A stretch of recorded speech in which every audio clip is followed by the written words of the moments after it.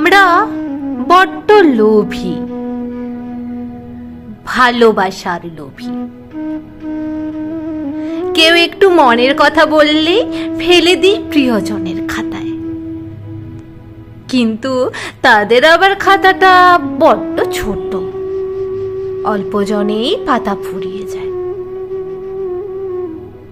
আমাদের যে বড্ড লোভ পাশে থাকার, ভালোবাসার, আরো একটু কাছাকাছি থাকার,